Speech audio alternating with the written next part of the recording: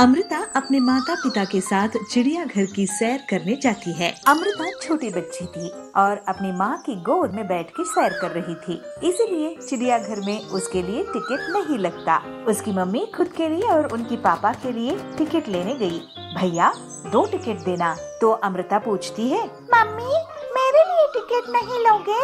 तो मम्मी कहती है, अरे बच्चे तुम तो छोटे हो, इसलिए तुम्हें कोई टिकट नहीं लगेगा। ऐसे कहते हुए तीनों चिड़ियाघर में जाते हैं। अमृता ने चिड़ियाघर में देखा कि अंदर एक तालाब है, उसमें ढेर सारे बतख और बगुला तैर रहे हैं। उसे बहुत अच्छा लगा तो अमृता बतख को पूछती है, अरे बतख मेरी सहेली बनोगी?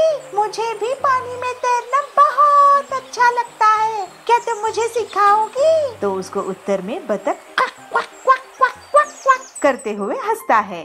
उसके बाद अमृता ने देखा कि एक बंदर बैठा है, वह छोटे छोटे बंदरों को खिला रहा है और उसके पीछे पीछे छोटे छोटे बंदर भाग रहे हैं। तो अमृता मम्मी को पूछती है, अरे माँ मुझे खाना खिलाने के लिए आप मेरे पीछे भागते हो, मगर बंदर को देखो, माँ आगे भाग रही है और बाकी बंदर पीछे।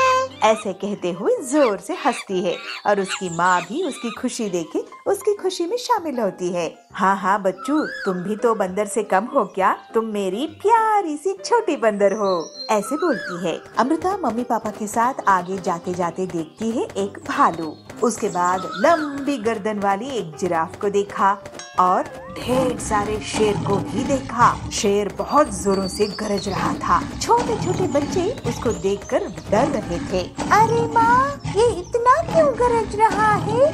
मुझे भी डर लग रहा है। नहीं नहीं बेटे, ऐसे डरते नहीं हैं। शेर खामखा किसी के ऊपर हमला नहीं करेगा। अगर उसको भूख लगी है तो सिर्फ भूख मिटाने के लिए ही वो शिकार करता है। ये तो पिंजरे में है ना, तो डर किस बात की? तो अमृता बहुत खुश हुई और नजदीक से शेर को देख के तालियां बजाने लगी। फिर अमृता ने देखा एक हाथी का झुंड और उसके छोटे छोटे बच्चे भी वहाँ पर थे। वह आपस में खेल रहे थे और इस तमाशे को वहाँ के सारे बच्चे देखते हुए मंत्रमुग्ध हो गए थे। बड़ा हाथी छोटे छोटे हाथियों के बदन पे अपनी सूंड में पानी लेते हुए नहला रहा है और छोटे छोटे हाथी लाइन से अपनी माँ के पीछे आगे घूम रहे हैं। अमृत ये सब देख रही थी और उसे लगा अपनी माँ की गोद में बैठ के जो सैर कर रही है वो गलत है। जब वहाँ से बाहर निकले तो अमृत अपनी मम्मी की गोद में नहीं थी। अमृत ने चिड़ियाघर में ये भी देखा कि बहुत छोटे छोटे बच्चे वहाँ अपने पैरों पे चल रहे थे। कोई भी अपनी मम्मी पापा के गोद में बैठा हुआ नजर नहीं आया। अमृता भी अपनी मम्मी पापा के हाथ पकड़ के अपने छोटे छोटे पैरों से चलने लगी। असल में अमृता एक डरपोक और बहुत ही जिद्दी बच्ची थी। उसकी जिद को कम करने और डर को भगाने के लिए ही अमृत के मम्मी पापा उसे चिड़ियाघर ले आए थे। अमृता खुद अपनी प्रेरणा से बिना गोद में बैठे चलते हुए देख के उसकी मम्मी पापा को बहुत खुशी हुई। इतना ही नहीं, अमृता चिड़ियाघर में रेलगाड़ी में भी सैर किया और ऊंट की सवारी भी की। सदैव बच्चे अनुकरण से सीखते हैं। बच्चों की मन के विकास के लिए उन्हें दुनिया का रूप दिखाना जरूरी होता है। चंबल नगर में गोलू नाम का एक बच्चा था। उसके घर में एक शरारती चूहा घुस गया। वह चूहा बहुत छोटा सा था मगर बहुत शरारती था। घर भर दौड़ता। गोलू चूहे को देख लेता है और मम्मी को कहता है, माँ घर में चूहा घुस आया है। अरे गोलू, मैंने तो कहीं नहीं देखा। आपको कहाँ नजर आया? मेरे रूम में दौड़ता हुआ मैंने देखा है माँ। तो माँ सोचती है ये तो बच्चा है, इसको तो शायद ख्याल आया होगा कि कोई चूहा दौड़ रहा है, तो उसकी बातों को नेग्लेक्ट कर देती है और अपने काम में लग जाती है। एक दिन वो चूहा गोलू की किताब कुतर देता है, कुछ कपड़े भी कुतर देते हैं। तब गोलू आके उस किताब और कपड़ों को माँ को दिखाता है। माँ देखो ना, मेरे किताब और कपड़े दोनों को काट के कुतर दिया। तब माँ को लगता है कि गोलू सच बोल रहा है। माँ घर भर ढूंढती है मगर चूहा नहीं मिलता। चतुर चूहा गोलू की बिस्तर के नीचे जाके छुप जाता है। अब चूहे की नजर पड़ी गोलू की माँ के खाने पे। गोलू की माँ जो खाना बनाती और बिना ढके रख देती, वह चूहा उसे भी चट कर जाता था। चूहा खा पीकर बड़ा हो गया। गोलू की मम्मी किचन में आती है और देखती है, अरे मैंने तो इसको ढका था, शायद लगता है मैं भूल गई, इसीलिए इस चूहे ने ना नाक में दम कर रखा है, ये पूरा खाना फेंकना पड़ेगा। तभी वहाँ पे गोलू पहुँचता है और कहता है, चूहा जब छोटा था तभी मैंने कहा था, लेकिन आप मेरी बात नहीं माने। सच है गोलू, मगर मैं भी तो ट्राई कर रही हूँ इस चूहे को बाहर निकालने की, हाथ में आता ही नहीं, पता नहीं घर कहाँ बनाया है। इनकी बातों को चुपचाप सुनते हुए चूहा हंसता है और अपना घर, जो कि गोलू की बिस्तर के नीचे है, वहाँ पे जाके फिर से छुप जाता है।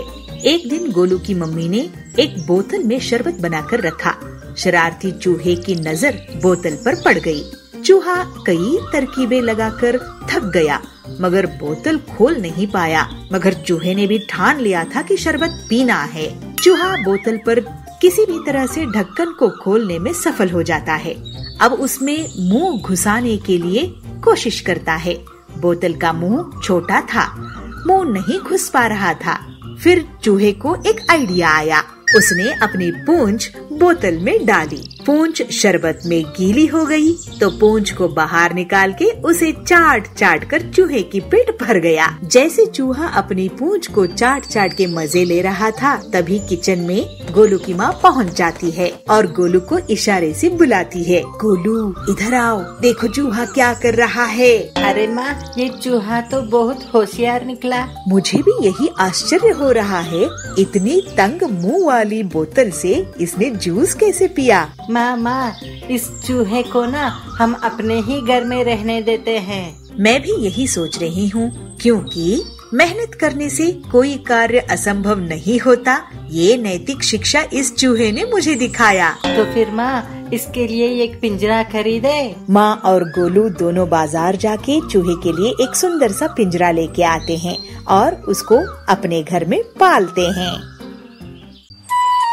इंदिरा नगर में रानी नाम की एक छोटी बच्ची अपने परिवार के साथ रहती थी। एक दिन रानी की फैमिली मेले में जाने की तैयारी कर रही थी। रानी को मेला बहुत अच्छा लगता था और बहुत खुश भी थी।